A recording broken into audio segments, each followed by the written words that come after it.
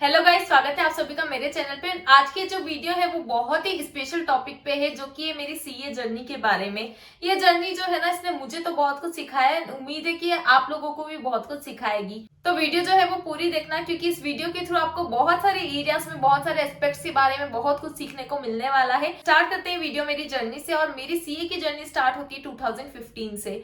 2015 के पहले जो है मैंने अपनी स्कूलिंग पूरी झालावाड़ से करी थी, एंड उसके बाद में 2015 में for CPT coachings I shifted to Indore. तो हुआ ऐसा था कि देखो, यहाँ पे मैंने बोला कि झालावाड़ से मैंने करी, बहुत सारे लोगों ने ना ये नाम पहली बार ही सुना होगा। तो झालावाड़ में बता दूं कि एक छोटी सी जगह नहीं कह सकते, डिस्ट्रिक्ट है हालांकि, बट बहुत ज्यादा डेवलप नहीं है।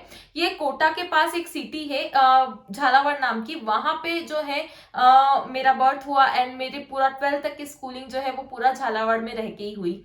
उसके बाद क्या हुआ ना, झालावाड़ में एक्चुअली क्या था, जब मैं जब छोटी थी एंड जब मेरा फर्स्ट टाइम स्कूल में एडमिशन करवाना था, तो बहुत सारे स्कूल्स इवन नहीं थे। तो जब मेरी मम्मा ने ये डिसीजन लिया कि मुझे जो है अच्छे स्कूल में डालना है, इंग्लिश मीडियम स्कूल में, तो उस वक्त इवन काफी सारे लोगों ने ना अपोज भी किया था कि अरे मिशनरी स्कूल है, तो ऐसा ना हो कि कहीं कन्वर्जन हो जाए और थोड़ा वो जो है उनके धर्म की बातें वो ना बताने लगे। तो बहुत सारी चीजें रही, बट मेरी मम्मा ने जो है, उनको ये था कि नहीं, ऐसा कुछ भी नहीं होगा, हम देंगे अच्छे संस्कार हमारे बच्चों को, तो ऐसे कैसे होगा। तो मम्मी ने जो है वो हमेशा से साथ दिया और अच्छे स्कूल में डाला। एंड अगर आज तक की भी अगर मैं बात करूँ ना, तो सबसे ज्यादा जो सपोर्ट है मेरे ओवरऑल जो प्रोफेशनल लाइफ में, ऑफकोर्स नो डाउट मेरे पापा का तो रहता ही रहता है, बट मेरी मम्मी का देखा जाए तो काफी ज्यादा जो है वो सपोर्ट रहा। अगर आपके पेरेंट्स बहुत सपोर्टिव होते हैं ना, तो वो आपके लिए एक ब्लेसिंग होती है, क्योंकि सबको जो है इस तरीके के सपोर्टिव पेरेंट्स नहीं मिलते हैं। बहुत सारे लोगों को आपने देखा, उनको शिक्षा का अभाव रहता है बचपन में। तो क्योंकि हमारे पेरेंट्स ने जो है हम पे भरोसा रखा, हमें अच्छे स्कूल में डाला, तो हमारी कहीं ना कहीं रिस्पॉन्सिबिलिटी बढ़ जाती है कि उनके वो जो ट्रस्ट उन्होंने हम पे रखा, तो हम भी जो है उन्हें अच्छा रिजल्ट ला के दें। इसी उम्मीद के साथ कि मुझे भी जो है अपने पेरेंट्स के लिए कुछ करना है, मैं 2015 में इंदौर आई। फिर यहाँ पे मैंने सीपीटी की कोचिंग करी। अच्छा, जब मेरी सीपीटी की कोचिंग थी, तो उसके बाद भी जो है मैं सेल्फ स्टडी जब किया करती थी ना, तो रात को 2-2 बज जाया करते थे। और उसके बाद क्या होता था, सुबह वापस से जो है 7-7:30 से नॉर्मली कोचिंग स्टार्ट होती थी। तो करीबन जो है मेरे ऑलमोस्ट जो है मैं 4-4.5 घंटा बस सो पाती थी, एंड उसके बाद जो था, मतलब पूरे दिन में जगी रहती थी। कभी कभी ऐसा होता था कि जब कोचिंग से मैं आई शाम को, तो मैं जस्ट हाफ एन आवर की नैप वगैरह ले ली, हाफ एन आवर या फिर ऑलमोस्ट 1 घंटे की नैप ले ली। अदरवाइज ये हमेशा पॉसिबल भी नहीं होता था कि मैं नैप वगैरह का टाइम जो है वो निकाल पाऊँ। जस्ट मैं कोचिंग करके आती थी, आई थिंक 4-5 बजे आती होंगी, और उसके बाद जो है मैं रात तक पूरा जो है सेल्फ स्टडी किया करती थी, जो भी हमें होमवर्क वगैरह मिलता था। क्योंकि उस वक्त क्या था ना, एक मैथ्स भी था सीपीटी में सब्जेक्ट। तो मैं क्योंकि एक नॉन मैथ ग्राउंड से हूँ, मैंने मैथ्स नहीं पढ़ा था 11th और 12th में, तो मुझे बहुत सारे कंसेप्ट जो थे वो नहीं आते थे। तो इसलिए मुझे जो है एक्स्ट्रा एफर्ट्स भी लगाने पड़े, एंड उन्हीं एक्स्ट्रा एफर्ट्स का ये रिजल्ट रहा कि मेरे 149 आए आउट ऑफ 200 इन सीपीटी। इस तरीके से 2 महीने अच्छे से पूरे एफर्ट्स लगा के और पूरे जोश और जुनून के साथ जो है एक बार में मैंने सीपीटी क्रैक किया, एंड उसके बाद जर्नी स्टार्ट हुई मेरी आईपीसीसी की। तो जैसे इसमें यहाँ पे लेवल बढ़ा, उस तरीके से जो प्रेशर था सीए का, उसका भी लेवल बढ़ गया था। अब जो मेरी कोचिंग हुआ करती थी ना, वो गाइस 12.5 घंटे की हुआ करती थी। सुबह 8 बजे से रात के 8:30 तक मेरी कंटिन्यू जो है वो कोचिंग रहा करती थी, क्योंकि मैंने बोथ ग्रुप की जो कोचिंग है वो मैंने साथ में ही ली थी। तो ऑलमोस्ट ऐसा होता था कि शाम को 4-5 बजे तक तो मेरा फर्स्ट ग्रुप की कोचिंग ही रहती थी, एंड उसके बाद जो है हमारी नहाटा कोचिंग में उस टाइम फिर वो वहाँ पे सेकंड ग्रुप की कोचिंग लगा करती थी। तो मैंने अपनी जो कोचिंग है वो पूरा यहाँ इंदौर से ही करी, सीपीटी की भी और आईपीसीसी की भी। तो सबसे पहले तो क्या हुआ ना, कि जैसे सीपीटी पास करे और आईपीसीसी की कोचिंग स्टार्ट हुई, तो सबसे पहले फर्स्ट ग्रुप की कोचिंग ही रही। तो वो थी ऑलमोस्ट 4-5 बजे तक खत्म हो जाया करती थी, एंड एकदम से उन्होंने जो सेकंड ग्रुप की कोचिंग है वो स्टार्ट नहीं करी। फिर 2-3 महीने बीत गए, तो उसके बाद जो है सेकंड ग्रुप का कोचिंग का लोड भी आ गया, एंड उसके बाद वो 12.5 घंटे का जब लोड जाने लगा ना, और ऐसा नहीं था कि चलो 8:30 बजे रात को जो है वो फ्री हो जाए। उसके बाद क्या होता था, उसके बाद अगर कुछ होमवर्क वगैरह मिला है तो वो सब भी करना पड़ता था। तो इस तरीके से जो है बिल्कुल उस टाइम तो रेस्ट वगैरह करने का भी टाइम नहीं मिलता था, क्योंकि हम आए उसके बाद कुछ डिनर वगैरह किया, तब तक 10 बज जाते थे। फिर 10 बज गए, उसके बाद होमवर्क वगैरह करने में 2-3 बज जाते थे, एंड उसके बाद अगर मैं 3 बजे सो रही हूँ, तो मुझे वापस से जो है 7 बजे तक उठना पड़ता था, क्योंकि रेडी वेडी होकर और 8 बजे मेरी क्लास हुआ करती थी। तो एक ऐसा फेस आ गया था जब लगता था कि यार शिट, क्या चल रहा है ये, एंड क्या करूं, मैं छोड़ दूं क्या। क्योंकि वो चीजें आती है जब अगर आपके साथ ऐसा होगा कि कंटिन्यू सुबह 8 बजे से लेकर रात के 3 बजे तक कंटिन्यू मोड में आपको पढ़ाई करनी रहेगी, तो वो चीजें एक बार तो आएगी कि यार इतना प्रेशर नहीं हो रहा है हैंडल, छोड़ दें क्या, क्या करें। तो लगता था कि हाँ यार क्या करना चाहिए, बट समहाउ जो है उस प्रेशर से कॉप अप करना इस जर्नी ने सिखाया। जैसा कि मैंने बोला कि ये जर्नी ना आपको बहुत कुछ सिखाती है, बहुत कुछ। तो मुझे भी जो है कुछ प्रेशर में पढ़ने की आदत हो गई एंड उस चीज को नॉर्मली लेने की आदत हो गई। तो इस तरीके से जो है मैंने अपना फर्स्ट ग्रुप जो है मैंने एक अटेम्प्ट में ही पास किया एंड सेकंड ग्रुप जो है वो मेरा रह गया, क्योंकि मैंने मई 2016 में मैंने दिए बोथ ग्रुप ही थे, लेकिन जो मेरा सेकंड ग्रुप है वो I couldn't clear that time. तो उसके बाद क्या हुआ, फिर मेरी आर्टिकलशिप तो स्टार्ट हो गई। लेकिन अब सेकंड ग्रुप जो है उसने मुझे लिटरली जो है वो पास होने में इतना तरसाया लाइक ऑलमोस्ट 2 इयर्स जो है वो उसके बाद ही निकला। मेरा सेकंड ग्रुप जो है वो मई 2018 में निकला। अब ये जो मीनवाइल जो बीच की जो जर्नी थी ना, जो मई 2016 से मई 2018 से लेकर, it is just full of कि क्या करना चाहिए, क्योंकि ठीक है ऑफिस तो चल ही रहा था, बट उसके साथ साथ ये लगता था कि नहीं यार मई 19 में जो है मेरा फाइनल का अटेम्प्ट आ जाएगा और सेकंड ग्रुप निकल ही नहीं रहा है, तो मैं कैसे जो है मैं फाइनल की कोचिंग टाइम पे कंप्लीट कर पाऊंगी, और मेरा एक ग्रुप क्यों नहीं निकल रहा है, कब निकलेगा। लाइक बहुत सारे डाउट्स आया करते थे कि निकलेगा कि नहीं निकलेगा, क्या हो रहा है भाई। ऐसा ना हो कि अपना फाइनल का इधर अटेम्प्ट आ जाए और सेकंड ग्रुप जो है वो ना निकल पाए, क्योंकि बहुत सारे लोग अगर आप लोगों ने ये चीजें फेस करी होगी तो आप समझ पा रहे होंगे कि जब आपको जो सेकंड ग्रुप स्पेशली जो ऑडिट ITSM जैसे इस तरीके के सब्जेक्ट्स होते हैं, तो ये कितना ज्यादा जो है वो एकदम अटका देते हैं आपका ग्रुप। तो मेरे से एक्चुअली गलती क्या हुई थी ना, अब यहाँ इस गलती से आप बहुत बड़ी जो लर्निंग है वो ले सकते हैं कि मैं ना बार बार जो है सेम बुक से और सेम पैटर्न पे पढ़े जा रही थी। तो देखो अगर आप कोई ना कोई चेंज चाहते हैं ना, अगर आप चाहते हैं कि बदलाव हो, तो उसके लिए आपको खुद को तो बदलना ही होगा। अब वो मैं खुद को नहीं देख रही थी कि यार मैं क्या गलती कर रही हूँ। उस पॉइंट ऑफ टाइम पे ना मैं काफी सारी कुछ गलतियां कर रही थी, लाइक मेरा जो स्टडी पैटर्न था उसमें मुझे चेंज की जरूरत थी, बट मैं वो चीजें रियलाइज ही नहीं कर पा रही थी। तो अगर आपके साथ ऐसा हो रहा है कि आपकी जो है बार बार स्टडी करके भी अगर नहीं निकल पा रहा है अटेम्प्ट, तो आपको इससे में अपनी जो स्ट्रेटेजी है वो अच्छे से रिवाइज करनी चाहिए, और ऐसे लोग जो कि ऑलरेडी क्लियर कर चुके हैं आपको जो है उनकी हेल्प लेनी चाहिए। आपको जरूर पूछना चाहिए ऐसे लोगों से कि भाई तुमने किस तरीके से तैयारी करी, कैसा पढ़ा। देखो दो लोगों से बात करोगे तो दोनों ही चीजें सीखने को ही मिलेंगी, तो कभी भी बात करने में हिचकिचाओ मत। ये तुम पे है कि तुम उसे फॉलो करते हो कि नहीं करते। देखो सुनो सबकी, करो मन की, तो वही चीजें होती है। ऐसा नहीं है कि 10 लोगों ने जो बोला 10 की 10 चीजें फॉलो करो, बट 10 में से 2 चीजें तो आपको काम की लगेंगी। तो मेरे साथ भी ऐसा ही हुआ कि उस वक्त जो है मैं जिन रिसोर्सेज से पढ़ रही थी, मे बी वो उस लेवल के नहीं थे या फिर वो सफिशिएंट नहीं हो पा रहे थे, पता नहीं क्या बात थी। कि मेरा जैसे ही उसके बाद क्या हुआ, मेरे फ्रेंड ने मुझे कुछ एक फैकल्टी उनके नोट्स रेफर करे, तो मैंने जो है उनके पूरे नोट्स, उनके पूरे चार्ट्स, उन सबसे पढ़ा, मैंने बहुत मेहनत करी एंड फिर फाइनली जो है मैंने मई 18 में जो है मेरा सेकंड ग्रुप निकल गया। एंड दैट हैप्पीनेस, लाइक वो जो एक खुशी थी कि अरे बाप रे फाइनली जो है मैं एक CA फाइनलिस्ट बन गई। क्योंकि यार कहा तो मई 16 और उसके बाद इतने सारे 4-5 अटेम्प्ट देना, वो एक बहुत ही ऐसा फेज था ना, जब उसमें बीच बीच में जो है एंजाइटी भी बहुत हुई, सेल्फ डाउट भी बहुत हुए। एक पूरा वो जो पीरियड था कह सकते हैं कि बहुत ही एक डिप्रेस्ड वाला था, बट ठीक है वो होता है ना कि मुश्किलों के दिन छट गए एंड फाइनली ऐसा लग रहा था कि चलो अब सब कुछ अच्छा है, अब सब कुछ अच्छा है। बट काफी जो वो चीज अच्छी है ना, वो ज्यादा लॉन्ग टर्म के लिए भी नहीं रही। तो अब हुआ क्या कि मई 19 में जो है मैंने जैसे तैसे फर्स्ट ग्रुप की क्लासेस कंप्लीट करी। उसके बाद क्या हुआ, मई 19 का अटेम्प्ट आने वाला था, तो मेरा ऐसा था कि नहीं यार सेकंड ग्रुप में मुझे ऑलरेडी इतना टाइम लग गया, तो अब जो है मुझे मई 19 पे ऐसा फोकस करना है कि मुझे एक बार में जो है मेरा फर्स्ट ग्रुप उस टाइम निकालना ही निकालना है। तो बट वो होता है ना कि हम सोचते कुछ और है, होता कुछ और है, और जो होने वाला होता है वो हमें तो पहले से पता नहीं होता। तो ऐसा ही हुआ कि मेरा मई 19 में जो था मेरा अटेम्प्ट ड्यू था, मैं उसकी प्रिपरेशन में लगी हुई थी। अप्रैल में सडनली मेरी तबीयत जो है वो बहुत ज्यादा खराब हो गई, और वो तबीयत भी ऐसी खराब हुई ना कि मैं बैठ भी नहीं पा रही थी। Like I was not able to sit at all, मुझे जो है कंटिन्यू बेड रेस्ट वगैरह वो करना पड़ता था। तो ऐसी कंडीशन में लाइक और आपकी जब आपको फिजिकल पेन और ये सब चीजें होती है, तो मेंटल लेवल पे ना वो बहुत असर करती है। ऐसा नहीं होता कि अगर हम फिजिकली पेन में है तो हम उस टाइम पढ़ पाएंगे, कितना पढ़ोगे, कोशिश मैंने भी करी थी, बट ये नहीं होता कि जिस तरीके से एक नॉर्मल बंदा पढ़ता है उस तरीके से हम में वो एफिशिएंसी रहे, वो प्रोडक्टिविटी रहे। तो इवन दो मैंने कितना ही कोशिश करी, बट उस लेवल की प्रिपरेशन मेरी हो नहीं पाई। एंड बहुत टाइम तो बीच में ऐसे गए, बहुत दिन ऐसे गए जब लिटरली लाइक मैंने बुक्स खोली ही नहीं, क्योंकि मैं उस कंडीशन में ही नहीं थी। मेरी जो बॉटल्स वगैरह थी वो चढ़ रही थी, पूरा ग्लूकोज वगैरह वो सब चीजें, तो मैं उस कंडीशन में ही नहीं थी कि मैं उस वक्त खुद भी पढ़ पाऊँ।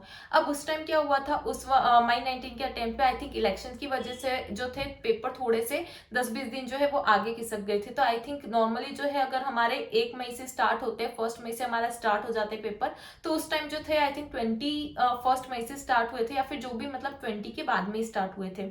तो मेरे को थोड़ा सा वो जो 20 डेज का वो टाइम था वो मिल गया, एंड पूरा जो अप्रैल है वो मेरी तबीयत खराब रही, तो पूरा महीना उसमें निकल गया। एंड देन आधा मई में भी यही हालत रही। उसके बाद समहाउ जो है थोड़ा सा जब मई में लाइक थोड़ा सा आई थिंक 1 वीक का मुझे टाइम मिला, तो उसमें मैंने जैसे तैसे कुछ तो भी पढ़ने की कोशिश करी। ऑल्दो कुछ भी प्रिपरेशन नहीं थी, बिकॉज अगर आपने 1.5 मंथ तक बुक्स पे हाथ भी नहीं लगाया तो आप एक्सपेक्ट ही नहीं कर सकते हो कि आपका जो अटेम्प्ट है वो क्लियर होगा। तो मैंने भी इसी तरीके से मतलब मुझे पता था कि चलो ठीक है नहीं होना, बट वही मैंने कहा कि मे बी वो कहीं ना कहीं डेस्टिनी का भी पार्ट होता है कि अगर उस अटेम्प्ट में लिखा ही नहीं था तो वो कैसे होता। उससे पहले क्या था ना, लाइक मैंने बताया कि हाँ मेरी अप्रैल में जो है अप्रैल के स्टार्टिंग में तबीयत खराब हो गई थी। एक्चुअली अप्रैल में भी नहीं, आई रिमेम्बर द डेट 20 मार्च को मेरी जो थी तबीयत खराब होना स्टार्ट हो गई थी।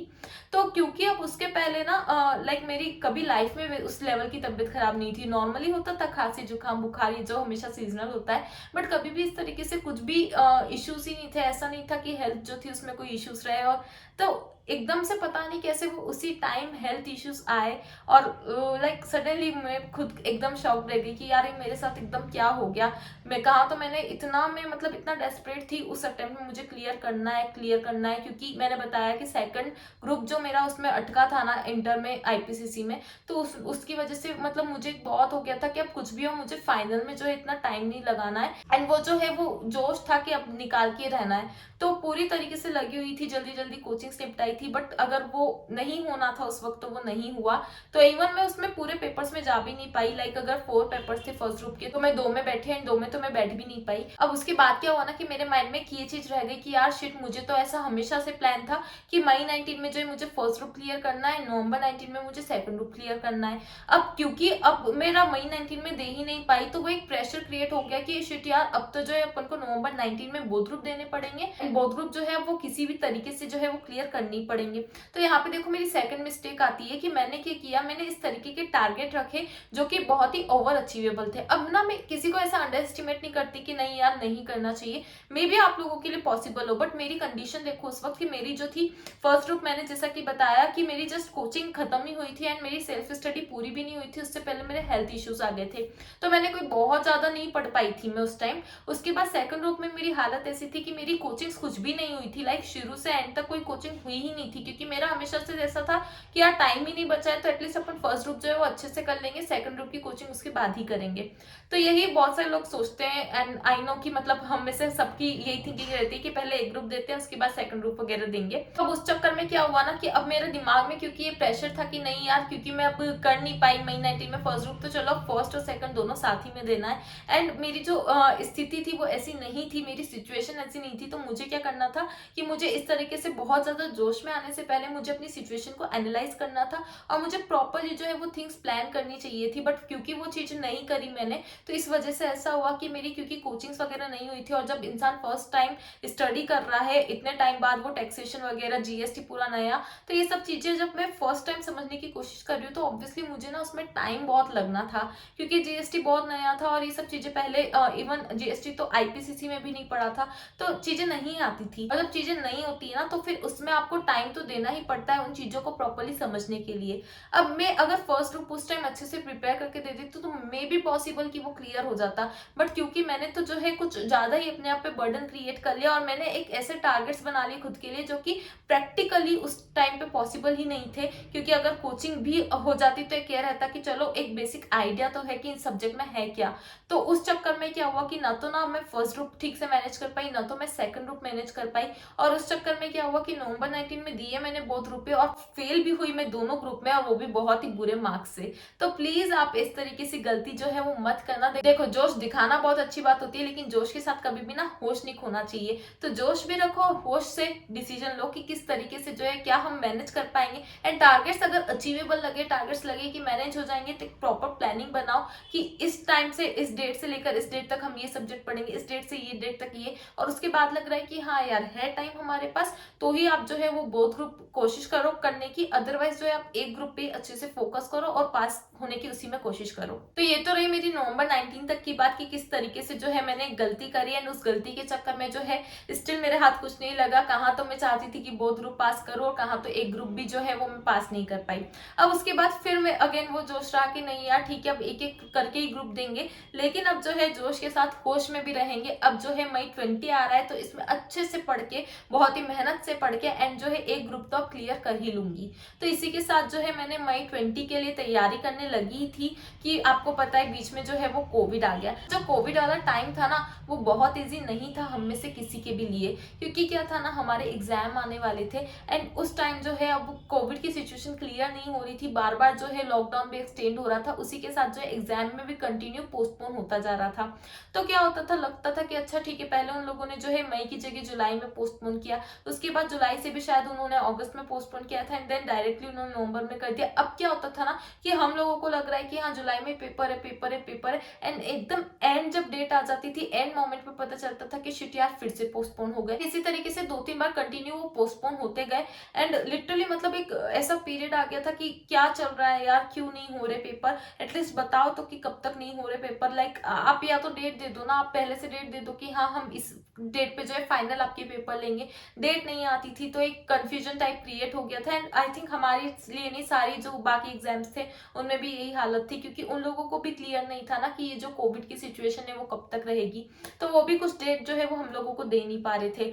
तो इस तरीके से इवन मैं तो ऐसा था कि मैं फिर भी जो है कंसिस्टेंटली पढ़े जा रही थी कि नहीं ठीक है कोई बात नहीं, अगर अभी एग्जाम नहीं होंगे एटलीस्ट कभी तो होंगे, कभी तो होंगे ना। ऐसा तो नहीं है कि जिस तरीके से जो है नॉर्मली ग्रेजुएशन के टाइम ऐसा हो रहा था, बहुत सारी डिग्रीज में मैंने देखा कि उन लोगों को जो है वो अगली क्लास में प्रमोट कर दिया जा रहा था बिना एग्जाम के। तो मैंने कहा ऐसा तो नहीं होना हमारे सीए में यार, मतलब सीए का एक लेवल है, तो ऐसा तो बिना एग्जाम के तो प्रमोट कोई होने से नहीं, पता चला ऐसा हो गया कि बिना एग्जाम के सीधे सीए बना दिया, ये तो एकदम इम्पॉसिबल था। तो मेरे दिमाग में हमेशा से एक चीज क्लियर थी कि कोई ना गुंजन, एग्जाम आज नहीं हो रहे ना कोई बात नहीं, 6 महीने बाद होंगे, साल भर बाद होंगे, तो तुम पढ़ते तो रहो, क्योंकि अगर तुम जो है इस कंसिस्टेंसी को जैसे ही ब्रेक करोगे ना तो दोबारा जब वापस से बुक उठाओगे, पहली बार बुक उठा के और जब आपको गेप हो जाएगा तो वो चीजें वापस से रिकॉल करने में दिक्कत आनी है एंड गेप आ जाता है ना पढ़ाई में तो वापस से पढ़ने का मन भी नहीं करता। तो मैंने तो जो है कंसिस्टेंसी रखी एंड आपको हमेशा ध्यान रखना है कि अगर कोई भी सिचुएशन हो जिसकी वजह से यू नो आपके अटेम्प्ट जो है वो पोस्टपोन हो रहा है या फिर अगर मिस हो रहा है, आप नहीं दे पा रहे हो, लाइक अगर उस टाइम घर में ऐसा कुछ हो जाए, तो आप प्लीज ना पढ़ाई करना उस टाइम के लिए छोड़ो मत। भले चलो ठीक है आप अटेम्प्ट नहीं दे रहे हो कुछ भी नहीं, बट आप जो है अगर क्या होगा, अगर आप गेप रख दोगे ना, आप अपनी जो कंसिस्टेंसी जो है उसे ब्रेक कर दोगे तो वापस से उस वाले जोन में आना, वापस से उस वाले एकदम मूड में आना बहुत ही मुश्किल हो जाता है, बहुत मुश्किल सा लगता है कि यार कैसे करें क्या करें, इतना ज्यादा टाइम गेप हो चुका है। तो प्लीज वो जो चीज है वो आप अपने साथ मत होने दीजिएगा। अब बात करते हैं जब वापस से मेरा जो नवंबर अटेम्प्ट है उसमें फाइनली एग्जाम्स हुए तब का। तो जब मेरा फर्स्ट ग्रुप है वो तो मैंने अच्छा दिया, लाइक मेरे हिसाब से तो वो अच्छा ही गया था ऑब्वियसली। उसके बाद फर्स्ट ग्रुप के बाद क्या हुआ, सेकंड ग्रुप में डीटी के जस्ट एक दिन पहले ना मैंने एक बहुत बड़ी मिस्टेक करी, लाइक मैं ऐसा कह सकती हूँ कि हाँ ब्लंडर ही कर डाला, बिकॉज सच में वो इतनी ज्यादा बड़ी मिस्टेक है ना कि उससे जो है आप बहुत कुछ सीख सकते हैं एंड स्पेशली प्लीज इस मिस्टेक को यार आप लोग मत करना, क्योंकि ये मैंने जैसा कि बोला कि ये मिस्टेक है ही नहीं, ये तो बहुत बड़ा ब्लंडर होता है। तो अब आप सोचेंगे कि आखिर ऐसा मैंने क्या कर दिया था।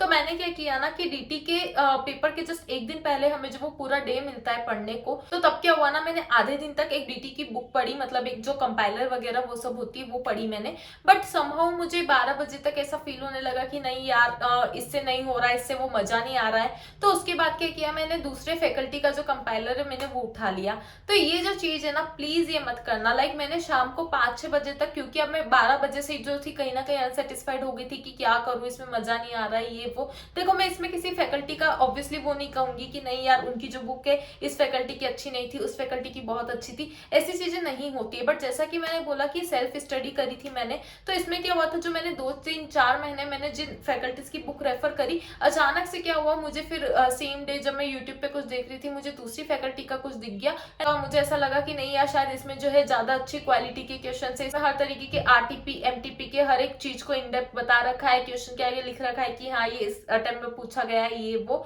तो देखो हर फैकल्टीज की बुक तो ना बेस्ट ही होती है, बट वो हम पे होता है कि किसी को क्या जमता है किसी को क्या जमता है, वरना इतनी सारी फैकल्टी से सोचो यार हर चीज चल ही रही है। ऐसा तो नहीं है कि पूरे जो इंडिया लेवल पे सिर्फ एक ही डीटी की फैकल्टी है, बहुत सारी फैकल्टी से सब कुछ चल ही रही है। मैं किसी भी फैकल्टी का ऐसा नहीं बोल रही हूँ कि मे बी उनकी बुक जो थी वो अच्छी नहीं थी, अच्छी थी थी, बट हाँ मुझे ये चीज समझ में आई कि मुझे सूट नहीं हो रही है। अब मुझे कौन सी बुक सूट हो रही है ना, वो मुझे बहुत लेट समझ में आया। और बहुत लेट समझ में आया तो अब मुझे गलती मैंने ये कर दी कि मैंने जो है उसे शाम के 5-6 बजे उठाया, जो कि मुझे नहीं लगता कि ऐसा आपको करना चाहिए। अगर आप जो है 2-3-4 महीने से किसी एक बुक को ही पढ़ते आ रहे हैं, तो ये चीज मैं हमेशा कहती हूँ, हर एक इंसान से कहती हूँ, लाइक मैं मेंटरशिप प्रोग्राम भी लेती हूँ, तो मैं अपने जो मेंटीज है उन्हें भी बोलती हूँ, प्लीज एक रिसोर्स जो है वो शुरुआत में तय कर लो। जब आप प्लानिंग लेके बैठे हो, लाइक मेरा फर्स्ट रिवीजन जो है वो इतने दिन में होना है, सेकंड रिवीजन जो है इतने दिन में होना है, तो हर एक रिवीजन में ना सेम मटेरियल रखो। ऐसा नहीं कि फर्स्ट रिवीजन किसी और मटेरियल से, सेकंड रिवीजन फिर किसी और मटेरियल से, ये चीजें प्लीज मत करो। तो ये चीजें जो थी इन चीजों का हर एक स्टूडेंट को ना एक ध्यान रखना चाहिए। मुझसे बस ये गलती हो गई कि मैंने इस चीज का ध्यान नहीं रखा और मैंने शाम को 5-6 बजे जो है वो नई बुक उठा ली। ऐसा रिजल्ट क्या हुआ ना कि ना तो वो फर्स्ट बुक जिसमें मुझे मजा आ रहा था, ना तो मुझे उसका कुछ क्वेश्चंस वगैरह कुछ ध्यान आए, ना सेकंड बुक में। अब क्योंकि मेरे पास इतना कम टाइम था तो मैं एकदम प्रेशर में आ गई और मैं उसमें से भी जो थी मैं अच्छे से पढ़ ही नहीं पाई। तो ऐसा हुआ कि मैं अच्छे से जो है वो पूरा दिन मेरा एक तरीके से वेस्ट चला गया। एग्जाम जब हुए तो एग्जाम में मेरा बहुत कुछ अच्छा नहीं गया। मैं एग्जाम हॉल में बैठे बैठे समझ गई कि यार गुंजन, अब तो घर जाके जो है ऑप्ट आउट फील करना ही पड़ेगा। ऑप्ट आउट का वो जो स्कीम था वो बहुत ही बड़ा मेरे लिए अच्छा सपोर्ट रहा। उससे क्या हुआ ना कि मैं घर आई, मेरा डीटी का पेपर भी कर चुका था, तो मैंने मम्मी पापा को बताया ऑप्ट आउट का, तो they really try to convince me a lot कि नहीं अब एक पेपर ही तो बचा है, आईडीटी का दे दो। बट आई वाज लाइक कि नहीं, मेरा पूरा अटेम्प्ट खराब हो जाएगा, मुझे पता चल चुका है कि नहीं अभी नहीं होगा। तो जो है मैं अच्छे से पढ़ के, और 1 महीना बाद जो पेपर है सेम अटेम्प्ट में, लाइक वो नवंबर में ही काउंट हो रहा था, जो दिसंबर जनवरी में वो जो ऑप्ट आउट वाले पेपर होते, मैंने कहा मैं अब अच्छे से पढ़ के ही दूंगी। ये चीज मैंने अपने मम्मी पापा को कन्वे करी कि हाँ मैं ऑप्ट आउट कर रही हूँ। And literally that was the best decision, because उसके बाद क्या हुआ कि जब मैंने वापस से ऑप्ट आउट करके फिर मैंने फाइनल का पेपर जो था वो दिया सेकंड ग्रुप का, तो जब रिजल्ट आया I clear my second group. And आप सोचेंगे कि फर्स्ट ग्रुप का फिर क्या हुआ था, तो फर्स्ट ग्रुप जो था आई कुडंट क्लियर डेट, वो जो था उसके लिए मैंने ऑप्ट आउट लिया भी नहीं था, वो मैंने नवंबर में ही दिया था। एंड मैंने ओनली सेकंड ग्रुप के लिए ऑप्ट आउट लिया था। अब फर्स्ट ग्रुप जैसा कि मैंने पहले भी बताया कि हाँ मेरा अच्छा गया था, बट सीए में ना ऐसा नहीं होता है कि अगर आपका जो है अच्छा गया और आपको उससे उम्मीदें हैं तो उस वक्त आप पास ही हो जाओ, ऐसा नहीं होता है। तो मुझे भी थी उम्मीद कि हाँ निकल जाना है फर्स्ट ग्रुप, अब निकल जाता तो उसी टाइम जो है सीए बन जाती। बट कहते हैं ना कि मे बी जो वो एक फेज होता है और उसमें जितने भी स्ट्रगल्स लिखे होते हैं वो तो देखो आप उनसे भाग नहीं सकते, आपको उनका सामना करना ही पड़ता है।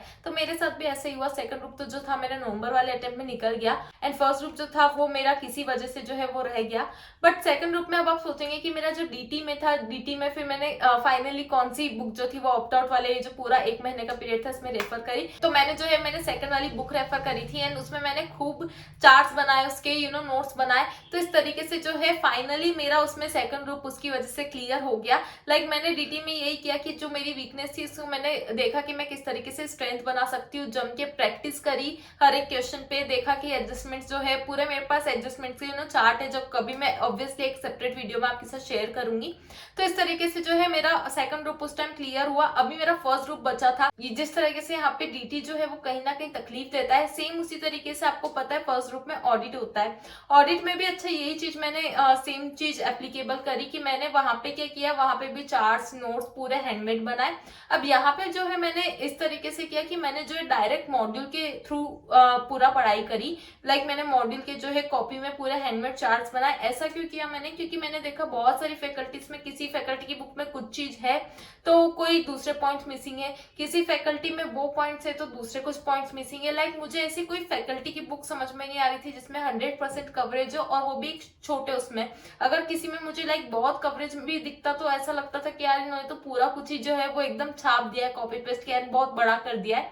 तो इसीलिए जो है मैंने डायरेक्ट मॉड्यूल लिया, एंड मॉड्यूल में से जो है मैंने चार्ट्स नोट्स ये सब बनाए। बहुत मेहनत लगी, बट फाइनली वो कहते हैं ना जितने ज्यादा एफर्ट्स पुट करे तो रिजल्ट भी जो है वो उसी अकॉर्डिंग मिला। तो जुलाई में ऐसा हुआ कि फाइनली जो है मेरा फर्स्ट ग्रुप भी क्लियर हो गया, एंड 13 सितंबर को जो है मैं सीए बन गई। And that was the day जिसने कि सब कुछ बदल के रख दिया मेरी लाइफ में। तो ये थी जो मेरी CA journey, and I hope कि आप लोगों को पसंद आई होगी। आप लोगों ने जो है बहुत कुछ सीखा होगा मेरी जर्नी से। तो कमेंट सेक्शन में बताइएगा कि क्या क्या आपने सीखा है और किन किन बातों का जो आप ध्यान रखने वाले। एंड बस एक बात कहूंगी यार कि सीए भली मैं बन रही हूँ, लेकिन ऐसा नहीं है कि क्योंकि मैंने बहुत मेहनत करी एंड उस वजह से मैं सीए बनी। डेफिनेटली उस वजह से तो मैं बनी हूँ। लाइक मेरी मेहनत अगर नहीं होती तो शायद मैं आज इस मुकाम पे नहीं होती। बट आप जब भी किसी मुकाम पे पहुंचते पहुंचते हैं वहां पे सिर्फ अकेले आपकी जो मेहनत थी सिर्फ उसी वजह से नहीं पहुंचे, बल्कि आपके आसपास के लोगों को आप देखना, आपके फ्रेंड्स ने कितना सपोर्ट किया, आपकी फैमिली ने कितना सपोर्ट किया। लाइक मेरी बहन से लेकर मेरे मम्मी पापा हर किसी ने जो है पूरे सबने सपोर्ट किया। इवन जब मैं सीए बनी, मेरे जो काकी सा लाइक मेरी जो चाची होती है और जो मेरे चाचा है, उन्होंने ना पूरे बहुत अच्छे से हमें जो है पार्टी दी और फटाके वगैरह वो सब चलाए। तो लाइक आप जब कुछ अचीव कर लेते हो ना, उसके पीछे आपकी पूरी फैमिली जो है वो बहुत खुश होती है, क्योंकि वो उनकी भी मेहनत का नतीजा होता है। कहीं ना कहीं जो है वो लोग भी प्रे कर रहे होते हैं कि हाँ आप मुकाम जो है वो पा लो। तो जब भी आप कुछ अचीव कर लो ना, तो हमेशा ग्रेटफुल रहो उन सब लोगों के लिए, आपके फ्रेंड्स के लिए, आपकी फैमिली के लिए, and specially to the God, क्योंकि अगर गॉड आपको सपोर्ट नहीं करेंगे तो सारी चीजें फिर तो बेकार है। मेहनत तो ऑब्वियसली लगती है हर चीज में, लेकिन मेहनत के साथ साथ अगर उस ईश्वर का आशीर्वाद हो तो आप सब कुछ जिंदगी में जो है वो पा सकते हैं। तो उम्मीद है आपको अच्छी लगी होगी वीडियो। मिलते हैं अगली वीडियो में, बाय बाय।